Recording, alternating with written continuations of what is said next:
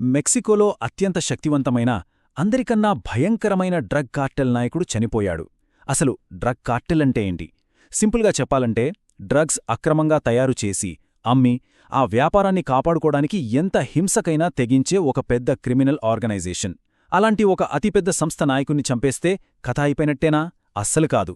నిజానికి ఇదొక కొత్త, ఇంకా చెప్పాలంటే మరింత ప్రమాదకరమైన అధ్యాయానికి ఆరంభం మాత్రమే. అతని చావు ఆ దేశాన్ని ఇప్పుడు ఎలా మార్చబోతుందో చూద్దాం. అవును, ఇదే అసలైన ప్రశ్న. ఒకే ఒక్క ఆపరేషన్, ఒకే ఒక్క టార్గెట్, కాని దాని ఫలితం యావత్ దేశం అట్టుడిగిపోయింది. అసలు ఒక మనిషి చావు ఒక దేశాన్ని ఎలా తగలబెట్టేస్తోంది? ఎవరా వ్యక్తి? అతని మరణం ఇంత పెద్ద గందరగోళానికి ఎలా దారితీసింది? పదండి, లోతుగా తెలుసుకుందాం. సరే, ఇక విషయంలోకి వెళ్దాం. ఎల్ మెంచో అనే కార్టర్ లీడర్ను మట్టుబెట్టిన వెంటనే మెక్సికో అగ్నిగుండంలా మారిపోయింది. ఇదేదో చిన్న గొడవ కాదు. వాళ్లు పక్కా ప్లాన్తో దేశవ్యాప్తంగా ప్రతీకారం తీర్చుకోవడం మొదలుపెట్టారు. ఒక్కసారి ఈ నంబర్ చూడండి. 250కి పైగా నార్కోబ్రోకియోస్. అంటే ఏంటంటే కార్టెల్ వాళ్లు బస్సుల్ని, ట్రక్కుల్ని రోడ్ల మీదకి తీసుకొచ్చి నిప్పంటించేసి మొత్తం ట్రాఫిక్ని ఆపేశారు. దేశంలోని ప్రధాన నగరాల్ని, హైవేల్ని పూర్తిగా స్తంభింపజేశారు. వాళ్ల ప్రతీకారం ఏ స్థాయిలో ఉందో అర్థం చేసుకోవడానికి ఈ ఒక్క ఉదాహరణ చాలు. ఈ హింస ఏదో ఒక్క నగరానికో, రాష్ట్రానికో పరిమితం కాలేదు. మెక్సికోలో ఉన్న 32 రాష్ట్రాల్లో ఏకంగా 20 రాష్ట్రాల్లో ఒకేసారి దాడులు మొదలయ్యాయి.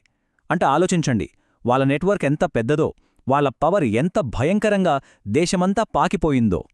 ఇక ఈ హింసలో ప్రాణాలు కోల్పోయిన ప్రభుత్వ దళాల గురించి మాట్లాడితే, కేవలం జాలిస్కో అనే ఒక్క రాష్ట్రంలోనే పక్కా ప్లాన్తో చేసిన దాడుల్లో 25 మంది నేషనల్ గార్డ్ సైనికులు చనిపోయారు. వాళ్ళు ఎంత క్రూరంగా ప్రతీకారం తీర్చుకున్నారో చెప్పడానికిదొక నిదర్శనం. ఈ టేబుల్ చూస్తే మనకు మొత్తం పరిస్థితి స్పష్టంగా అర్థమవుతుంది. చూడండి, హింస దేశంలోని 2/3 ప్రాంతానికి వ్యాపించింది. గ్వాడల్హారా లాంటి పెద్ద నగరాల్లో జనజీవనం పూర్తిగా ఆగిపోయింది. స్కూల్స్ మూసేశారు, బస్సులు తిరగలేదు. చివరికి అమెరికా, బ్రిటన్ లాంటి దేశాలు కూడా తమ పౌరుల్ని బయటకు రావద్దు, ఇంట్లోనే ఉండండి అని హెచ్చరికలు జారీ చేశాయి. పరిస్థితిని అదుపులోకి తేవడానికి ప్రభుత్వం ఏకంగా 10,000 మంది సైనికులను రోడ్ల మీదకు దించాల్సొచ్చింది. ఇంతకీ ఇంత గందరగోళానికి కారణమైన ఆ వ్యక్తి ఎవరు? ఇప్పుడు మనం ఆ వ్యక్తి గురించి, అంటే ఎల్ మెంచో గురించి మాట్లాడుకుందాం. అతని కథ ఒక చిన్న దొంగగా మొదలై ఒక నార్కో టెర్రరిస్ట్, అంటే డ్రగ్స్ అమ్ముతూ టెర్రరిజం సృష్టించే స్థాయికి ఎలా చేరిందో చూద్దాం.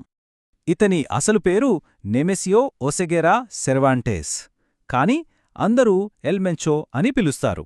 ఇతని ప్రయాణం చాలా ఆశ్చర్యంగా ఉంటుంది. 80లో దొంగచాటుగా అమెరికా వెళ్లి అక్కడ డ్రగ్స్ కేసులో జైలు పాలయ్యాడు. తర్వాత మెక్సికోకు తిరిగొచ్చి, ఇక్కడొక ట్విస్టుంది.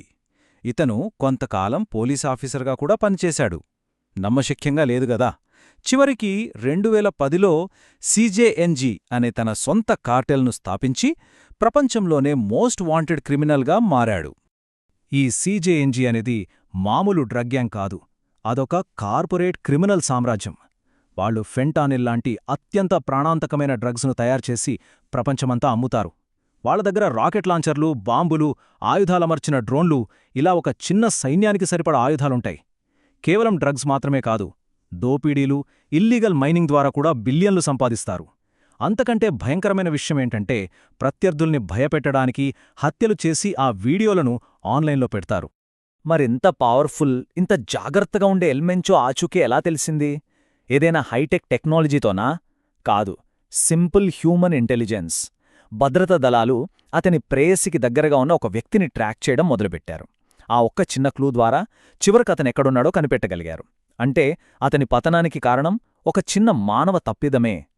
ఆ దాడి ఒక యాక్షన్ సినిమాను తలపించింది. మెక్సికన్ స్పెషల్ ఫోర్సెస్ అతని రహస్య స్థావరాన్ని చుట్టుముట్టాయి. లోపల ఉన్న కార్టెల్ గార్డ్లు మిలిటరీ గ్రేడ్ ఆయుధాలతో తీవ్రంగా పోరాడారు. భీకరమైన కాల్పుల తరువాత ఎల్ మెంచో తీవ్ర గాయాలతో దొరికాడు. కాని అతన్ని హెలికాప్టర్లో తరలిస్తుండగా మధ్యలోనే చనిపోయాడు. అయితే ఈ దాడిని మనం కేవలం మెక్సికోకు సంబంధించిన విషయంగా చూడలేం. దీని వెనుక పెద్ద జియోపొలిటికల్ గేమ్ ఉంది. ముఖ్యంగా అమెరికా మెక్సికో సంబంధాలు, కొన్ని తీవ్రమైన రాజకీయ ఒత్తిళ్లూ ఉన్నాయి. అసలు ఈ దాడి కరెక్ట్గా ఇదే సమయంలో ఎందుకు జరిగిందో అర్థం చేసుకోవాలంటే మనం ఈ అంతర్జాతీయ రాజకీయాలను కూడా చూడాలి.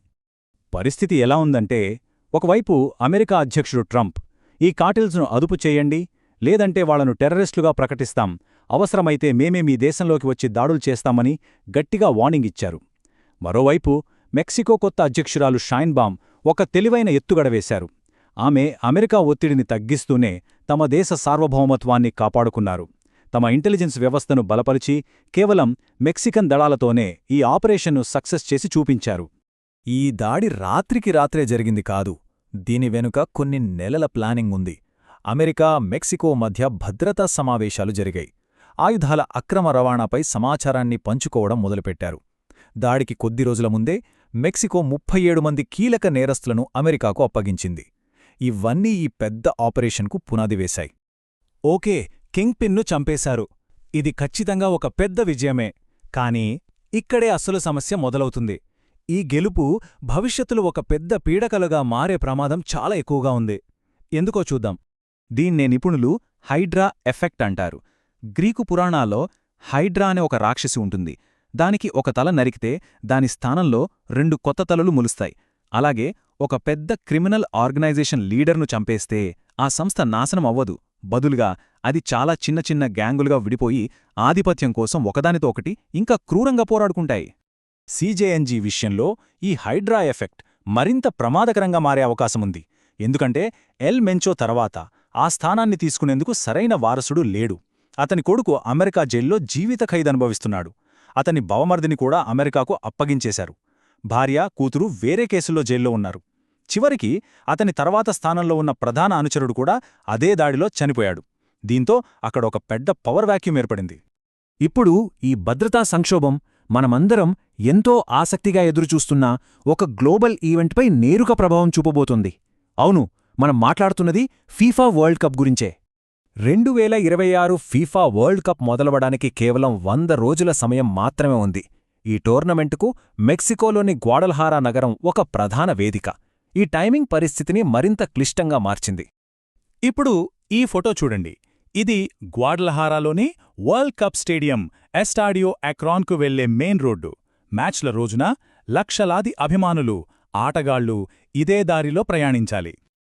ఇప్పుడు షాకింగ్ విషయం ఏంటంటే, ఆ కార్టెల్ ప్రతీకార దాడుల సమయంలో వాళ్లు కేవలం ఒకే ఒక్క బస్సును ఈ రోడ్డుకు అడ్డంగా పెట్టి నిప్పంటించారు.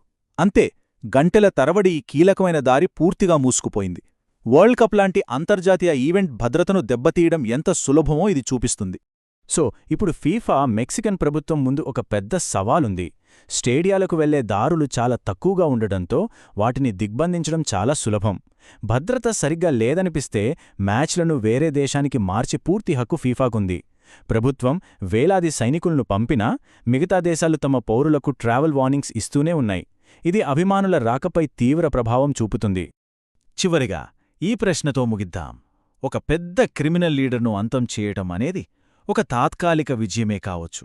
కానీ ప్రపంచమంతా చూస్తుండగా సమయం దగ్గర పడుతున్న ఈ తరుణంలో ఈ విజయాన్ని ఒక శాశ్వత శాంతిగా మార్చటం సాధ్యమేనా? లేక ఈ హింస మరింత పెరిగి ఒక ప్రపంచస్థాయి ఈవెంటును కూడా నాశనం చేస్తుందా? దీనికి సమాధానం కాలమే చెప్పాలి.